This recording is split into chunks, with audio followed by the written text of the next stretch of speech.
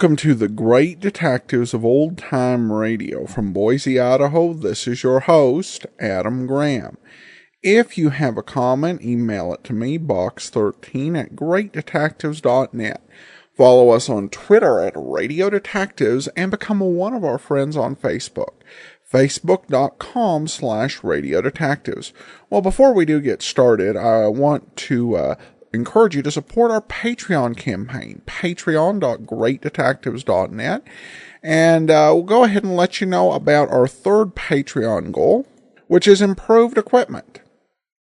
And while we currently have a really good microphone, there are other opportunities to improve the product we put out by acquiring better equipment, particularly an improved computer, which will allow us to process information more quickly. I'd look into something that would really fit the need of a 21st century podcaster. And to read about all our Patreon goals, as well as the rewards, go to patreon.greatdetectives.net. Well, now it's time for today's episode of The Adventures of Philip Marlowe. The original air date on this week's episode is January 14th, 1950, and the title is The Covered Bridge. Get this and get it straight. Crime is a sucker's road, and those who travel it wind up in the gut of the prison or the grave. This time, everything that happened from the orange-haired man with a map past the oaf with a pitchfork to the body at the covered bridge was wrong. Dead wrong. From the pen of Raymond Chandler, outstanding author of crime fiction, comes his most famous character in The Adventures of Philip Marlowe.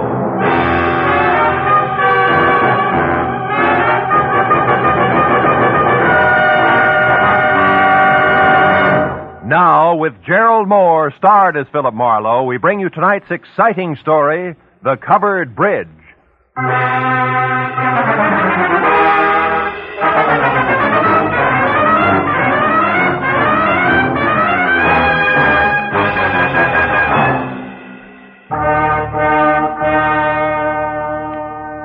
You know, every once in a while, into the life of one Philip Marlowe, a little peace and quiet must fall.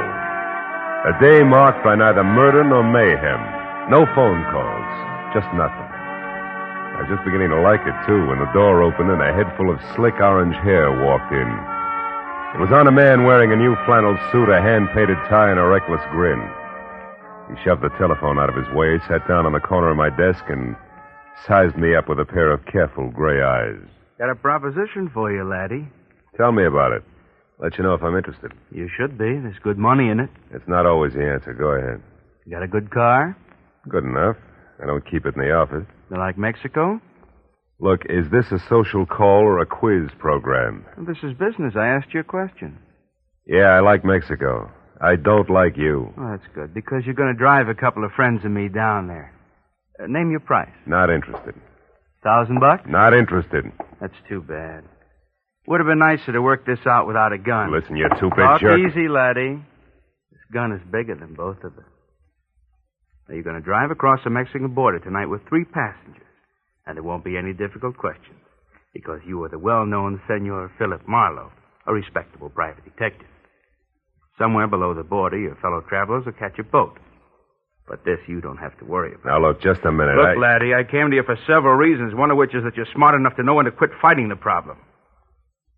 You got to make a stop first, so let's go. And leave your artillery in the drawer. Come on. Yeah, sure. Since I'm now an old pal of yours, what do I call you? You pick it. Believe me, you won't like it. How about George? You like George? Not particularly. Good. Just call me George. Let's go, Marlowe.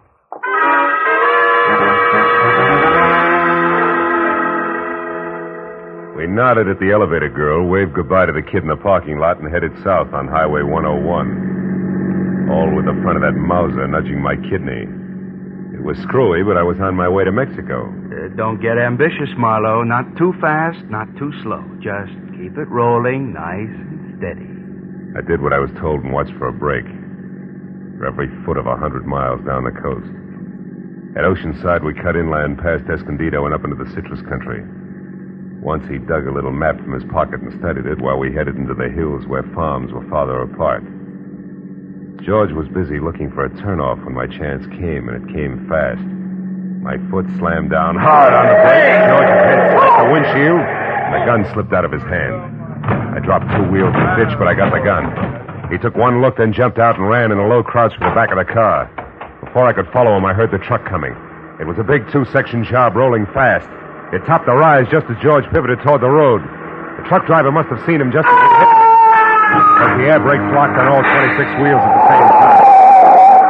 I ran to where George lay like a discarded doll at the side of the road. The truck driver was out of his cab before it stopped rolling. I didn't see him. I come over the rise there. I didn't see him. Take it easy. Honest, I didn't see him. Is he all right?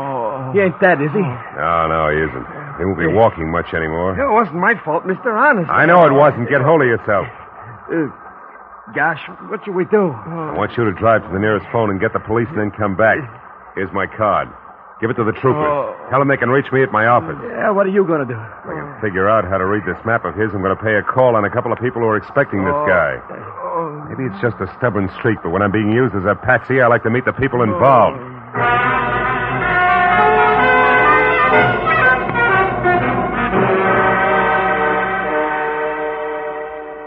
As I drove, I studied the map, and 2 miles down the highway, I found the first landmark, a dead tree. There I left the highway and followed a rocky trail 7 corkscrew miles up a canyon to the next landmark, a bridge. One that looked like it had been lifted out of some rustic Connecticut woods and dropped across the California gorge purely by mistake. Because it was covered complete to roof and walls and made entirely of lumber. And on the hill beyond was a lonely house where the trail marked on the map ended. I drove slowly through the sagging wood tunnel and at the other end deliberately killed my motor. And I got out, raised the hood, and went to work on the distributor. I don't know where he came from, but when I glanced up, he was standing there watching me. A bull in overalls with a pitchfork clenched in a pair of hands as thick as $4 steaks. We didn't like each other's looks. You picked a bad place for trouble, mister. That's so. Why? Nobody almost never comes up this road, especially strangers. How come you took it? Really want to know, or are you just killing time? I wouldn't be too smart if I was you, mister. You live in that house up there? No, not anymore. I got canned for drinking. Well, why are you so interested in that place? The only farm around here. Maybe they got a mechanic. Yeah, maybe. Where'd you say you were from? L.A. Los Angeles, huh? You real sure you don't know anybody up there on the hill? Like who, for instance? A certain party who took a trip to L.A. not so long ago. And another thing, city boy. Don't get out of line or I'll fix you good. Understand?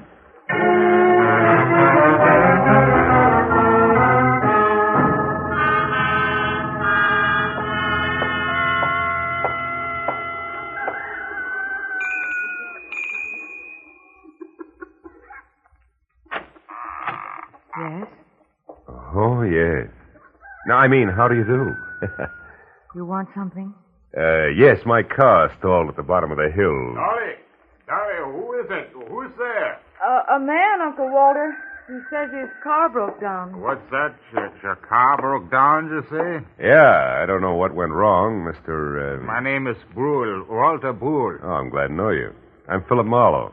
What are you doing on this road, Mr. Marlowe? I thought it was a shortcut. Did you? Well, you were wrong. It's a dead end. Oh. Come inside. Thanks. Look, Mr. Brule, I'd like to have somebody who knows motors come down and look at my car, huh? Mm-hmm. All right, when Ed comes in, I guess he could go down with you. That's my new hired hand, Ed Fry. Oh. I don't know, Uncle Walter. It's getting pretty dark. Yeah, I was thinking the same thing myself. As a matter of fact, if you can accommodate me, Mr. Brule, I'd just as soon rest up a while and shove off in the morning. I want to pay you for everything, of course. Stay overnight? Oh, I'm afraid that's impossible. Impossible? Why? What's the matter with you, Dolly? If necessary, I'm sure we can arrange to take care of Mr. Marlowe some way. Well, okay. Yeah, that's better. Now, if you want me, Dolly, I'll be out in the barn. Make yourself comfortable, Mr. Marlowe. Your uncle, huh? He owns this place? That's right. My mother was his favorite sister. Oh. You want a cup of coffee? Oh, I'd love it. Haven't had any farm kitchen coffee in ages. You don't seem to have many visitors up this way, Dolly, huh? No, not many. Nice farm, though. Stinks. Is that why you run off to L.A. now and then? How did you know about that? I guess.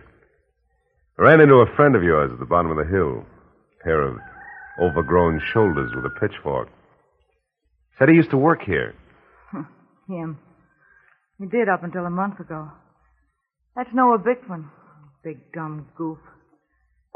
Here's your cup. Oh, thanks. By the way, Mr. Marlowe, where are you heading? Oh, Mexico, maybe. Mexico. Yeah.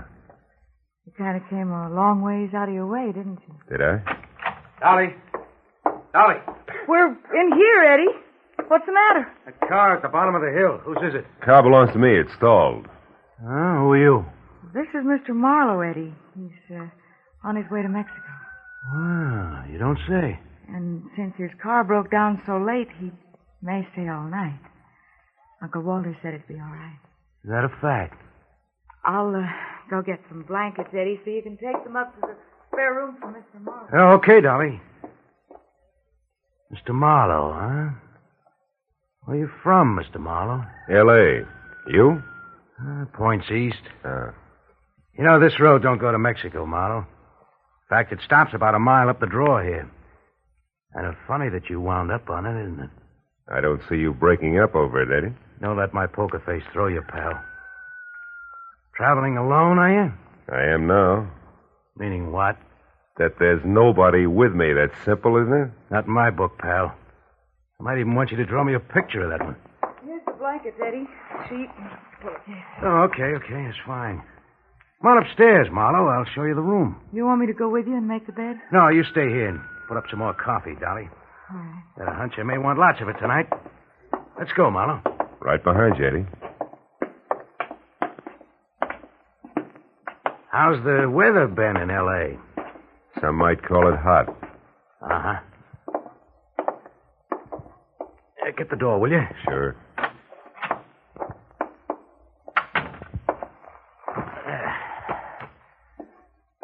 Okay, how come it's you, pal? I got good credentials, a car, and a tight yap. You better be right on all three. How'd you find me? Little map, Eddie. From Escondido to the dead tree to the covered bridge, and then up here it's a cinch. Why'd you show alone? Where's Red? Gotta meet us at the border. It's a bum fit, pal. It's not in the book. Why? He had some kind of a last-minute jam with the boat. Oh, that jerk. He's had a month to line this up while I've been holed up out here in the sticks making like a farmhand. Well, better work, that's all. If we're picked up this time, it's curtains. Oh, incidentally, you got a gun, haven't you? Yeah, sure. Let's see it. No dice, Eddie. Red didn't tell me everything, just enough. So? So you'll get your money's worth. I'll do what I'm supposed to do and no questions asked, for my little automatic and I stick together regardless, real close, together. Okay, Marlowe. Suit yourself. I will. And something else. The rest of the company that's going along, is that all set? Well, we'll see about that when the time comes. You're not leaving any loose ends around, are you? It's not your worry, pal. We'll get out of here around 11. Oh, and that routine about your car being stalled, it is a gag, I hope. Oh, sure, it won't start. If anybody tries, but in 10 seconds with a screwdriver, I can fix it. You're okay, Marlowe. Just keep playing your game. Yeah, I will. Maybe then I'll find out what the score is after all, huh? You might at that. Come on, let's eat.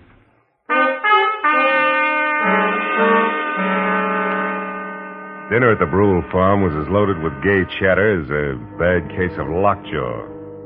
And when it was over, the participants scattered like everybody else was contagious. I wound up alone in a dark spare room on the second floor, which had one advantage. Windows that viewed both the front and the rear. The moon was bright, so I didn't bother with a lamp. I listened to Dolly rattle dishes in the kitchen until that stopped, and then I watched old man Brule pace his front yard. Once Ed Fry went out and talked to him briefly, and then headed for the front door again. For a long hour after that, the big house was silent until from somewhere out in the back, there was a soft metallic tapping. Eventually, I spotted a heavy figure outside tossing pebbles against a window pane downstairs. And he edged back through the shadows to the barn. A moment later, I saw the girl slip out a rear door and run across the backyard and join him. I went down the back stairs and out along the house to a hedge, and I followed that until I was close enough to It's hear true, him. I tell you. He's an escaped convict, a killer. He's been hiding out here on your place. I can't believe it, Noah. I just can't. Are you sure? Of course I am. I read it by accident just tonight in an old newspaper from Denver. The whole story with pictures. There's no doubt about it. Ed Fry is really Eddie Fillmore. He's a murderer plenty of times over. What do we do? Should we call the police? No. Not on your life. Listen, you want to get off this farm, don't you? More than anything in the world. Okay. Then we'll do it. Together, Dolly. I didn't tell another soul about this. You know why? Because they put out a reward. A big one for him. $2,500. And we're going to get it. Just us, you and me. But how, Noah? How can we possibly... What's that? Did you hear that, Noah? That's nothing. It's one of the cats, maybe. Look. You've been taking walks with him lately, Dolly. Well, yes, I have, Noah, but... Well, never mind that now. Just get him to take another one right away. Get him to walk you down to Pritchard's house. I'll be waiting there, and as soon as you get inside, I'll jump him. You'll never know what hit him. Will you do it? Pritchard's house? Yeah. Well, I'll try. You give me some time to persuade him. Sure. Oh, I knew you'd see things my way, honey. No. Boy, with that reward money, there'll be no stopping us. You better go in now before they miss you. Okay. I'll get him there just as soon as I can. Hey, Bickman. What? Who's there? Marlowe. Listen, I gotta You talk to were you. here listening all the time, weren't you? Yeah, and believe me, you're making a mistake. You're playing with dynamite, Bickman. You two are nuts to tackle that guy alone. He's too tough for you. So you want to help so you can cut yourself in on the reward, that's all. Well, it ain't gonna work. Don't be a sap. He's covered himself. There's somebody else in with him. Somebody around here. He's got an ally. You two try to grab him, and you're going to be in trouble. You're lying. He's been hiding out all alone, and we're gonna get him, Dolly and me, by ourselves. And if you try to horn in, mister, so help me, I'll beat your brains. Cut it out. Reward or no reward, you got to listen to me. I got to nothing. No! Maybe that'll teach you not to stick your nose in, city boy.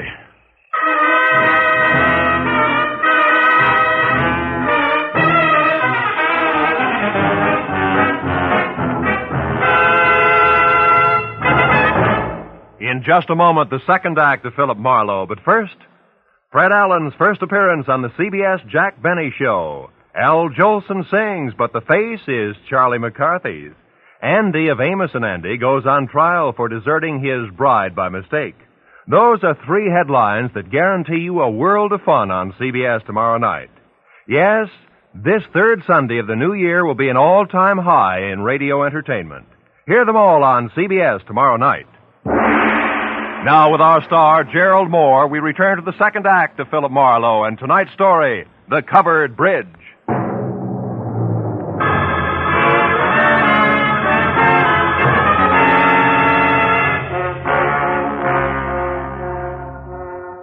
I didn't pass out. But my jaw hurt and my legs moved like they were rubber. Now I had to find the roving Walter Brule because he should know where Pritchard's house was, where the ambitious team of Dolly and Noah might be biting off a lot more than they could chew, healthy 4-H teeth notwithstanding. Mr. Brule! Mr. Brule! Yeah? Hello? Who is it? Marlowe! Come here a minute, will you? It's important. Yeah, it's important. What is it, Mr. Marlowe? Sure. Hey, what is? It's your friend Noah. We had a few words. Noah Bickman? He was no friend of mine. Yeah, he's no friend of mine either. Look, Brule, I'm going to have to trust you. I've got no choice. Bickman found out Ed Fry is really an undesirable named Eddie Fillmore who's wanted for the police by murder. Murder? And he wants to trap him for a $2,500 reward that's been posted and didn't want me in the way. No. Now, look. I'm not a passing tourist with motor trouble, but a private detective. Tell me, who is Pritchard and where does he live? Richard? Where does he live? Mr. Marlowe, somebody has been making a joke on you. Elihu Pritchard died 20 years ago. He lived right in this house where I do today. This is Pritchard's house here? Oh, Pritchard's house? No. That is down the road near your car. The covered bridge. That is Pritchard's house. The bridge? Yeah, you see, Elihu Pritchard was from New England, and he had a covered bridge on his farm there, so he wanted one here. He built it himself day by day, a board here, a nail there. Oh, and since he spent so much time at it, people call the bridge his house. Is that it? Yeah, exactly. But then, why is it important? Because of a meeting, Mr. Brule, a get-together that I don't think is going to be on the quiet side. Let me borrow your flashlight, will you? Sure. Now get back inside and call the police. But what are you going to do? Reinforce the reward Happy Sweethearts and keep an eye out for someone I haven't met yet. A third party Eddie Fillmore plans to tour Mexico with.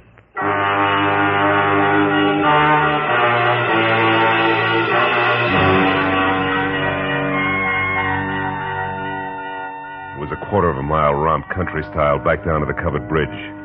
When I was there, the Mauser I'd recovered from George in one hand, flashlight in the other. I found only the moon-washed, gray-covered bridge itself, trying to stand erect like an old soldier who has more pride than posture. But then as I stepped from the chalk road onto the sheltered oil-soaked planking, I found something else. Inside and face down was Noah Bickman.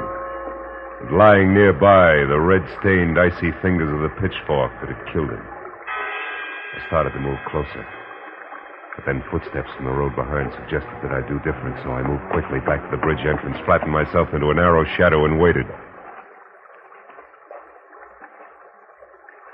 Noah? Noah, is that you? It's Marlowe, Dolly. What? Mr. Marlowe, what are you doing here? Well, why are you down at the bridge at this hour? Where's Noah? He's dead, Dolly. Was dead? He's in there, but don't go inside. Look, I tried to stop him, believe me. Stop him from Don't what? bother, baby. I know about Fry being Fillmore, the reward, all of it. What? How? Well, first of all, I'm a private detective from L.A. who was dragged into this by an ex-buddy of Fillmore's. Second, I was in the barn when you and Noah made your plans. When you left, I tried to talk Noah into accepting my help. Why? Because I know what Fillmore's kind is like. I mix with them every day. I know how they work. Look, did you tell Fillmore to meet you here, yes or no? No. No, I couldn't find him. I've been looking since I left the barn every place. That's why you came down here just now? Yes. I wanted to tell Noah that our plan would have to be postponed. But what difference does all this make? I don't know. Maybe a little, maybe a lot. If Fillmore had known about this rendezvous you two planned, it'd be 20 to 1 that he got here ahead of schedule and took care of Noah. But since he didn't... Well, since he didn't, I'm betting on a third party, someone we haven't met yet. A third party? Yeah, now listen to me and do just as I say. Turn around and walk straight back up to the house, and when you get there, get inside and stay put. But, Marlowe, what if... Go on, fast. All right. But be careful, Marlowe. Whoever killed Noah won't hesitate to kill you, too. When she started back up the road, I turned toward the bridge again. My flashlight following the dusty white footprints on the freshly oiled planking leading to the dead man. I stood over him, the circle of light sweeping the area around him. There was just one thing I had to know. Marlowe! Marlowe! It's me, Walter Brule. What are you doing down here? Well, I thought you might need help, so after I called the police, I got my rifle and came down here, and I... Bickman? Yeah, he's dead. The prongs on that fork went right through him. How terrible. Yeah. Look, Brule, was this planking freshly oiled today? Yeah? Why? I just wanted to make sure those chalk footprints were made today. But what do footprints... Brule, you stay here and see that no one enters the bridge. But where are you going? Up to your house in a hurry, because I think I know who the killer and the third party is.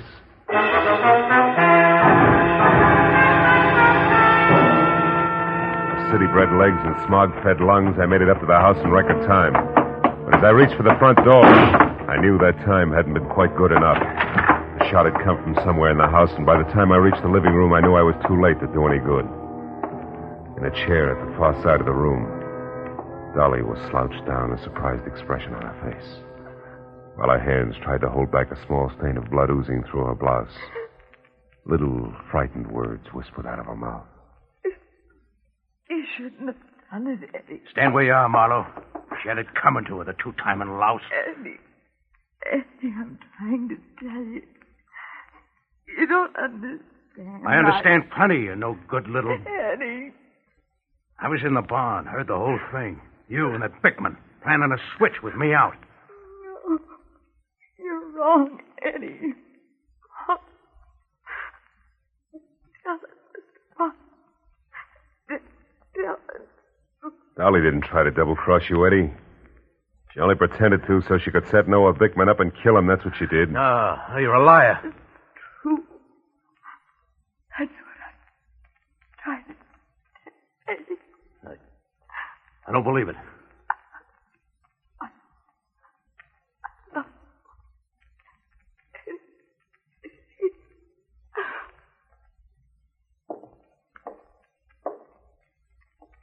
Dolly. Is that true, Marlowe?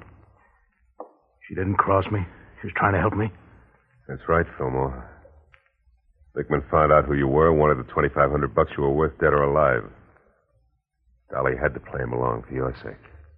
Should have listened to her. I should have listened.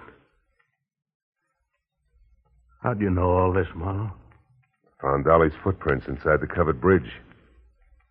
Proof she'd been there before I found Bickman's body. Yeah. And you know who I was, so you put it all together. Well, you're holding the gun, kid. What's the next move? Doesn't matter much anymore. I could still lamb out of here for Mexico. Somehow I don't want to. Not without Dolly. Phone the police, Marlowe. I'm not going anywhere.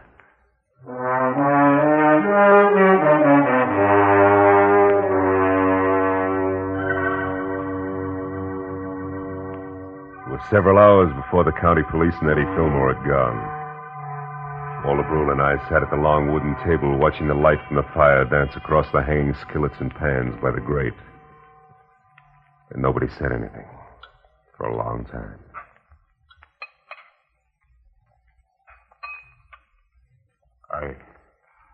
I suppose hot apple pie at 4 a.m. seems odd to a man from the city. Not at all. 4 a.m, sometimes the middle of the day in the city. Yeah. Yeah. More coffee, Mr. Marlowe? Yeah, please. Thanks. You know, Dolly wasn't really a bad girl. It was just that sometimes she didn't think, and... A woman who loves like that doesn't think, Mr. Brule. She just feels. Maybe in some way it is my fault, the whole thing. No. It's nobody's fault, Mr. Brule. She was trying to do the right thing for the guy she loved. Yeah. Well, your bed is still ready if you care to stay. Oh, thanks. Sure, I'd like to. If you can find your own way up, I think I'll sit here just a minute longer. Sure. Night. Good night, Mr. Marlowe.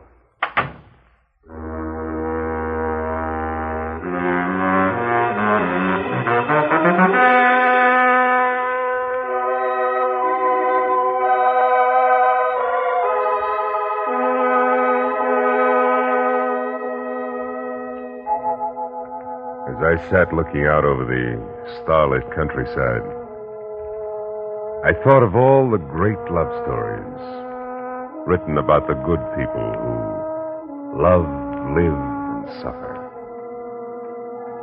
And then the pathetic face of Dolly and the pain-racked face of Eddie said, "What about us?" And I had no answer. Yeah, chalk up another one, Marlowe. Another one of those things for which there is no answer.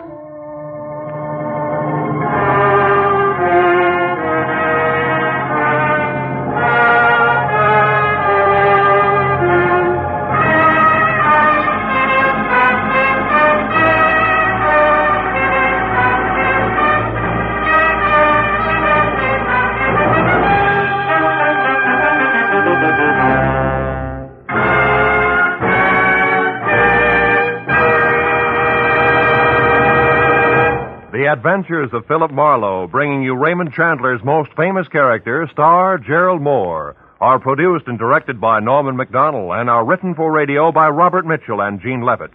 Featured in the cast were Vivi Janis, Ben Wright, Jack Moyles, Wilms Herbert, Jack Crucian, and Barney Phillips. The special music is composed and conducted by Richard Arant. Be sure and be with us again next week when Philip Marlowe says...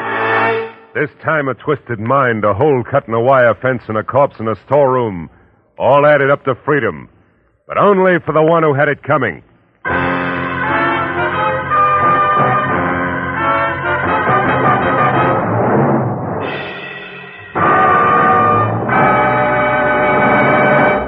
The event you've been waiting for. Fred Allen's first visit to the CBS Jack Benny Show will take place tomorrow night.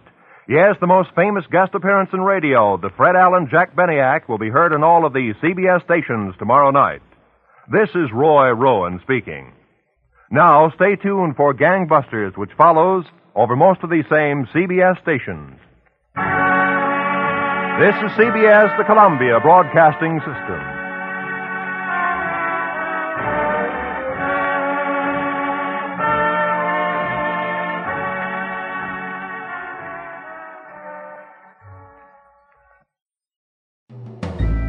This is Andrea J. Graham, author of the Web Surfer series. Oh, and a Madam's Wife.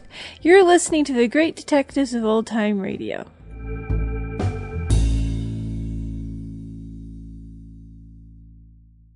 I like it when a story travels to different locations. As long as it's not overdone, it kind of makes an episode feel a bit bigger in scope. As we start with somebody coming into Marlowe's office, then we have that great roadside scene, and then the heart of the action in this really out-of-the-way place. Now, there is an interesting recurring theme here when you think back to last week's episode, with 2 weeks where the plot features bad boy characters who are genuinely in love, and in this case ends with a somewhat sad and melancholy conclusion to the story. I'm not too sure how well this works within Philip Marlowe, and I hope that they go some other direction in future weeks. All right, well, now we're going to talk about the next levels of Patreon rewards. We've covered the basic levels: Rookie, Seamus, Detective Sergeant, and Master Detective. Now, at the level of $25 or more a month, we have the Radio Operator. If you've been hearing those bumpers leading into my commentary recorded by Andrea and Andrew, well, you too can record your own bumper. And it can be something very simple, like you're listening to, like this is John Smith and you're listening to the Great Detectives of Old Time Radio. Or you can include a mention of a family-friendly business. This is John Smith of johnsmithsbakery.com. You're listening to the Great Detectives of Old Time Radio. And you get everything else in the Master Detective package. We will play your specific bumper at least once every 2 weeks. And I should mention that there are only 10 of these available. So you can sign up at patreon.greatdetectives.net. And tomorrow we'll tell you more about the next level. In the meantime, send your comments to Box13 at greatdetectives.net. Follow us on Twitter at